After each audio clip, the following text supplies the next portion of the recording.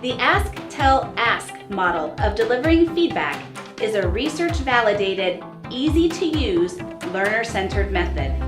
One that allows learners to improve their personal monitoring, reflection, and self-assessment skills by asking them to self-identify their own strengths and areas of growth before receiving your verbal feedback.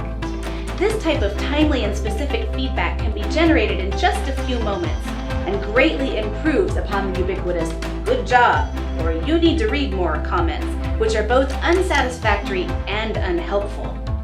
Delivering feedback with this method addresses several commonly experienced barriers to giving feedback and receiving it, including difficulty identifying feedback topics to discuss, learner resistance to receiving feedback, and lack of time.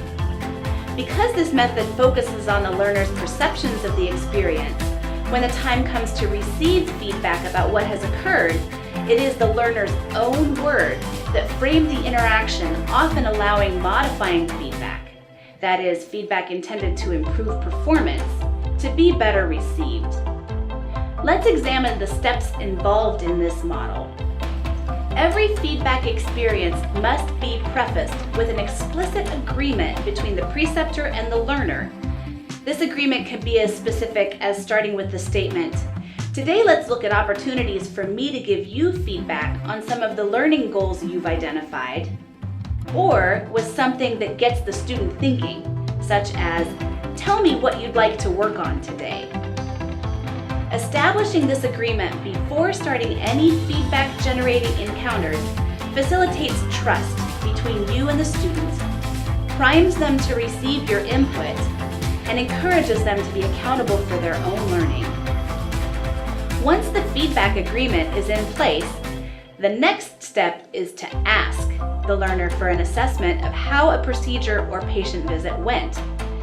And you may need to prompt with statements like, "Was it hard? Was it successful? What do you think you could have done better?" Or, "What went wrong?" After the student gives his own information, it is your turn to tell the student your perspective of what's been shared. You can acknowledge the learner's concerns, tell whether or not you agree with what has been said, provide your observations, and highlight one thing that was done well and one area for improvement, with some teaching about how that improvement might be achieved. Finally, end with asking the student to reframe what you've said and check for understanding. Complete the discussion with a detailed plan for improvement. Here is an example of how to implement the Ask, Tell, Ask model to deliver feedback. So at the beginning of clinic today, we discussed some of your learning goals, and I think that Mrs. Jones's case fulfills some of those targets for you. Can you tell me a little bit about how you feel that experience went? Well, we talked about how this morning I want to get better at physical exams so that I don't miss something that's important to the patient's complaint. And so I thought I heard a systolic murmur today, but I didn't. Sure. Sometimes it's hard to listen for long enough, so I would encourage you to make sure that you take plenty of time and listen on the surface of the skin so that you can build up a good oral picture of what the heart is actually sounding like. And I'm really glad that you recognize the value of a good physical exam and you're working towards improving those skills. That's a good target to have. You might consider listening to some online audio clips of heart murmurs, listening specifically for quality and timing of the sounds so that you can really make sure you understand that oral picture in your own imagination. So I'll be more careful about listening on skin and for long enough to actually hear the heart. And then I'll go home and I'll look at listen to some audio clips, and I'll probably make a chart for timing and quality so that I can really study those over the next couple days and have it the next time we do a physical exam together. That sounds like a great plan.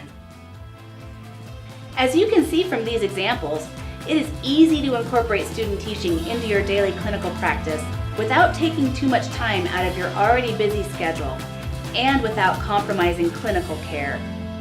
In fact, if you adopt some of these teaching techniques, you might find your clinic's efficiency improves to the point that you feel slowed down without a student's help.